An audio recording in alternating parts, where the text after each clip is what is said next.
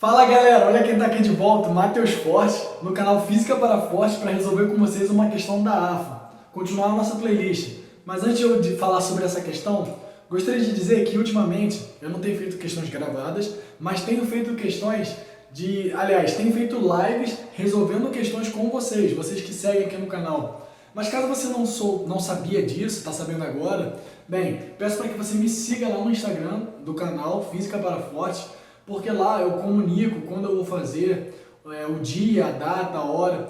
Lá a comunicação é muito mais rápida, mais dinâmica do que aqui no YouTube. Por isso que eu peço, siga lá no canal para que você possa estar interagindo comigo e saber quando eu vou fazer essas lives para resolver junto com vocês. A intenção é ajudar vocês. Pois bem, vamos resolver aqui essa nossa questão da AFA e o enunciado vai aparecer aí na sua tela, depois você acompanha comigo aqui a resolução. Vamos lá.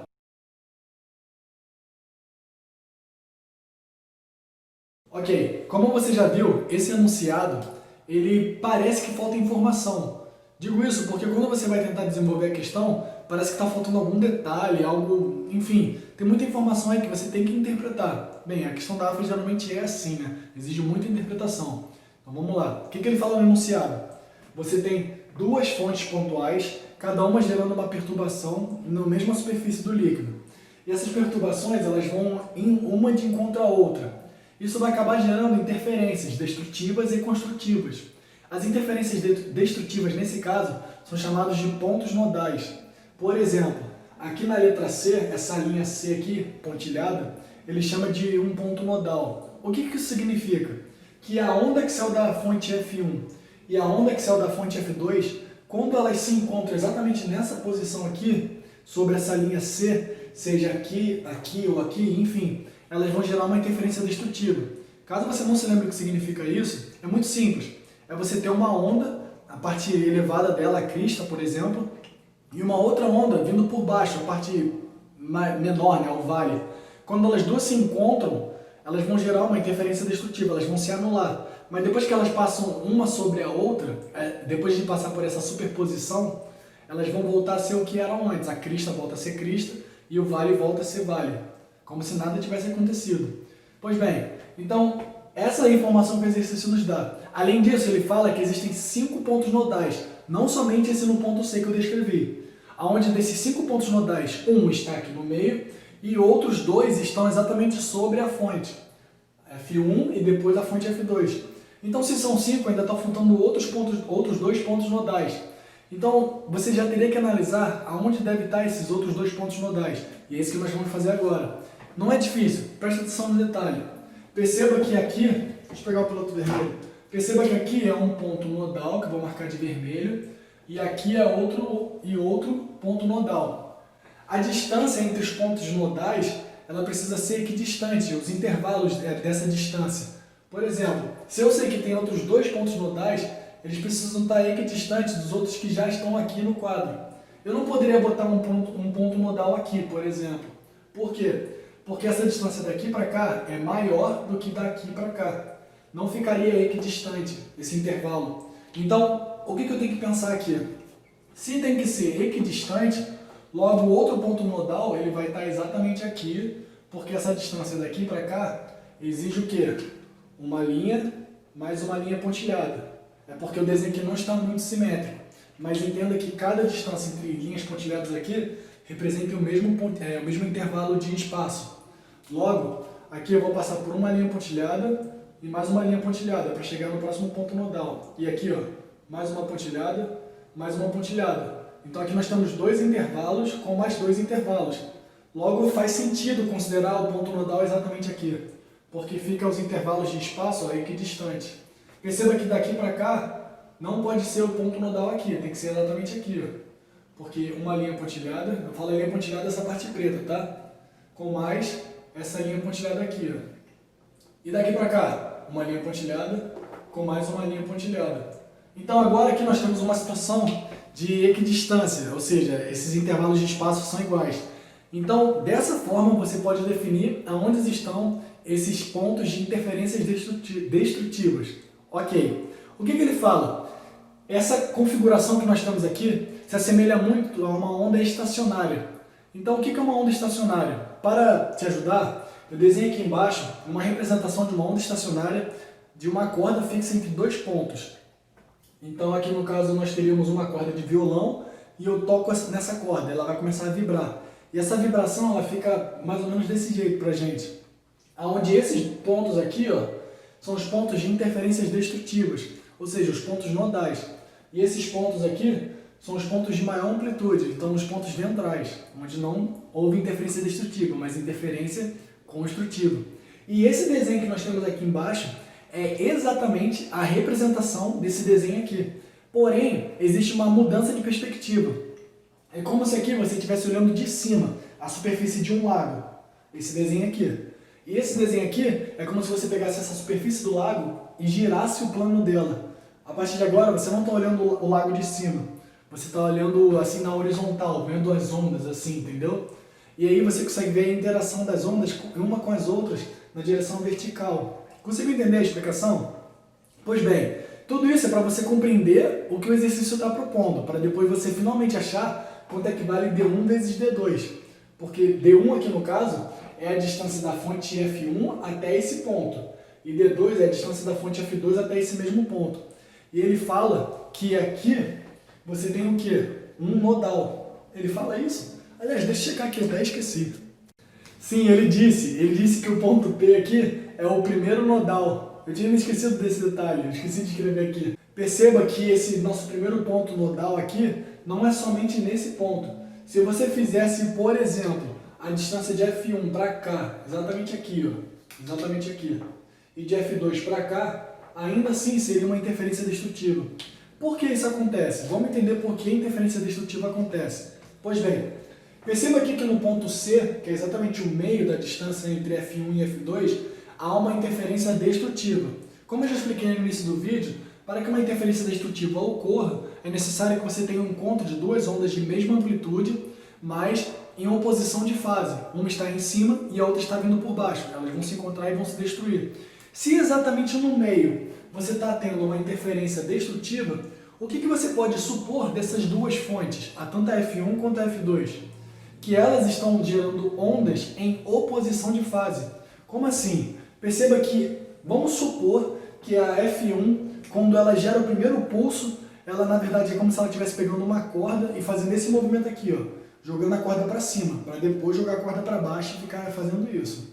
Mas imagine que a F2, ao invés de jogar a corda para cima, para começar essa geração de pulso, ela começa jogando a corda para baixo. Então aí você tem uma oposição de fase, porque uma começa subindo e a outra começa descendo. Aí essas duas primeiras perturbações, elas que vão iniciar essa sequência de pulsos, esse caminho das ondas geradas por cada fonte. Então você teria isso aqui, ó. E quando elas se encontrarem exatamente aqui, você vai ter uma interferência destrutiva, ok? Mas e aqui agora? Por que exatamente aqui ocorre uma interferência destrutiva? Se a diferença de distância de D1 para D2 não é a mesma. Pois perceba, na metade, ambas as ondas geradas pelas fontes andam a mesma distância. Uma anda 1 metro e a outra anda 1 metro. E elas estão em oposição de fase. Aqui, a distância que cada uma anda acaba sendo exatamente o comprimento de onda dessa onda gerada pelas duas fontes, que no caso é o mesmo comprimento de onda. Se você não entender o que eu quis explicar, eu vou te explicar de um jeito mais fácil. Perceba o seguinte, imagine que você tem uma onda aqui e ela esteja indo para a direita.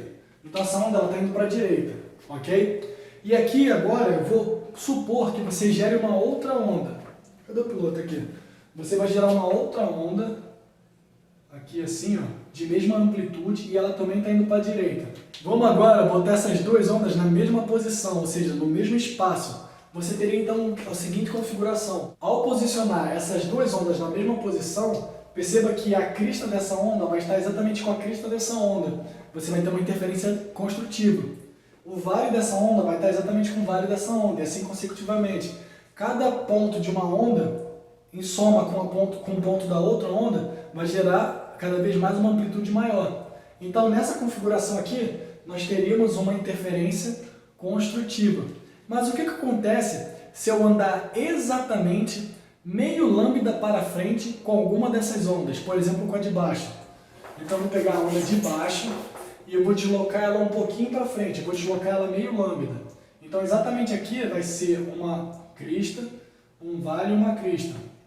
Perceba agora que se eu fizer a junção dessa onda de baixo com a onda de cima, nós vamos ter exatamente uma interferência destrutiva, porque a crista dessa vai estar se juntando com o vale da de cima. Então elas vão se anular.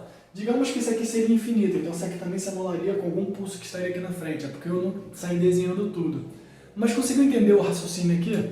Perceba que se você diferenciar o percurso andado por uma dessas duas fontes, de forma que uma ande meio lambda a mais do que a outra, elas vão se encontrar de forma que vai gerar uma interferência destrutiva, ok? Sendo que essa situação que eu estou criando aqui é uma situação onde elas estariam em concordância de fase.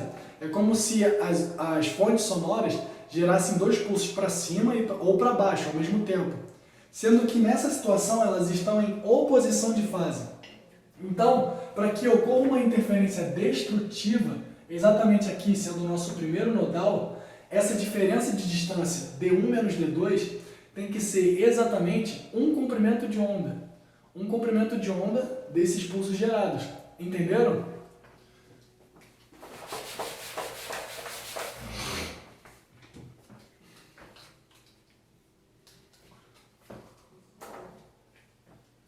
Pois dessa forma, quando essa onda F1 estiver chegando aqui, ó, ela vai estar vindo aqui, ó, eu vou rabiscar aqui, ela vai estar vindo aqui, bonitinha. Quando ela chegar aqui, sendo um vale, se essa distância D2 for exatamente um lambda a menos do que a onda gerada pela fonte 1, ela vai estar chegando aqui formando uma crista. Essa aqui veio por cima e essa aqui veio por baixo. Então nós teremos o que ali? Exatamente uma interferência destrutiva. Porque a diferença de distância é exatamente um lambda. É claro, você poderia decorar essa teoria, quando está em oposição de fase, a diferença de distância tem que ser um lambda. E quando está em concordância de fase, a diferença de distância para que dê interferência destrutiva é na verdade meio lambda. Mas é muito mais legal você entender o porquê disso. Fica mais fácil também. Então eu poderia escrever aqui que D1 menos D2 é igual a lambda. Ok? Então perceba o seguinte. Eu posso agora descobrir quanto é que vale esse lambda. Aliás, eu preciso descobrir. Como é que eu faço isso? Seria da seguinte forma. Perceba que a distância entre dois pontos nodais é exatamente meio lambda, que é um comprimento desse aqui. Ó. Então, se eu quero um lambda e não meio lambda, é a distância entre... No caso, a distância não é entre esse ponto, mas o seguinte, seria daqui para cá. E essa distância é exatamente 1 metro, que é metade de 2 metros aqui. Então eu vou substituir o lambda por 1 metro. Lembre-se que ele quer descobrir quanto é que vale D1 vezes D2. E agora que vem a parte mais, talvez, complicada, não sei. Aliás, toda a explicação anterior já era um pouco sugada, né? Mas vamos lá. Essa distância daqui para cá vai fazer com que você feche um triângulo retângulo. Vamos ver se você consegue ver aqui, ó. Vou rabiscar aqui, ó. Digamos que eu vou juntar esses pontos aqui. Lembre-se que esse ângulo aqui é um ângulo de 90 graus. Tá vendo esse triângulo retângulo? Eu posso escrever aqui o quê? Pitágoras. E vai ficar da seguinte forma. Esse lado vale 2. Então vai ficar 2 ao quadrado é igual a D1 ao quadrado mais D2 ao quadrado. Agora você tem duas equações. Agora você tem que se jogar na matemática para achar o valor de D1 vezes D2. No caso aqui, você fazendo substituição, você acharia o valor de D1, depois acharia o valor de D2 e multiplicaria esses dois resultados. Mas tem um jeito mais fácil de resolver aqui. Como é que seria isso? Perceba que a Marissa está no seguinte, o exercício quer achar D1 vezes D2. Então, por algum motivo, eu vou querer fazer aparecer aqui um produto notável. Por quê? Porque eu tenho D1 menos D2. Se você ainda não entendeu, pega a malícia, olha só. Eu vou aqui eu vou forçar a aparecer um menos 2 vezes D1 vezes D2. Mas eu não posso fazer isso por nada. Se eu vou criar um termo desse lado da equação, eu preciso fazer o mesmo do outro lado da equação, menos 2 vezes D1 vezes D2. Aí você pode se questionar, Matheus, mas por que você fez isso? Perceba o seguinte, todo esse trecho que nós estamos visualizando aqui é a mesma coisa que um produto notável de D1 menos D2 ao quadrado. Como assim? Não entendi. Presta atenção. Se você resolver esse produto notável, você vai chegar exatamente nesse resultado aqui. Entende? É como se eu estivesse retrocedendo, dando um passo para trás. Estou voltando no passado. Ao invés de geralmente o que nós estamos acostumados é sair resolvendo, né? Na verdade, eu estou retrocedendo. E então, o que vai acontecer aqui? Isso aqui, aliás, esse trecho vai virar isso, e aqui eu repito. Menos 2 vezes D1 vezes D2. Opa, aqui é mais, tá? Tem um mais aqui. Mais 4. Um espacinho aqui, pera aí. E agora, eu sei quanto vale D1 menos D2. Foi por isso que eu quis forçar a aparecer esse produto notável. Pois D1 menos D2 vale 1. E aqui dentro vai ficar 1 ao quadrado. Então nós teremos o quê? Menos 2 vezes D1 vezes D2 mais 4 é igual a 1. Esse 4 é difícil sair, hein? Então esse 1 vai vir para cá, vai ficar 3. Esse aqui vai para lá, vai ficar 2. Positivo, né? Então D1 vezes D2 é igual a 3 sobre 2. E essa é a nossa resposta, letra B. Pegaram a ideia? Percebam que talvez a maior dificuldade esteja em você entender que D1 menos D2 é igual a 1 lambda, porque é o primeiro ponto nodal. Qualquer coisa, se vocês tiverem dúvida, comentem aí no vídeo que eu posso talvez explicar. Posso não, irei explicar melhor, tudo bem? Então é isso aí, galera. Obrigado pela atenção, por mais um vídeo aí e valeu. Não se esqueçam de curtir e compartilhar. Era para falar disso no início do vídeo, mas enfim. Valeu, pessoal, até mais.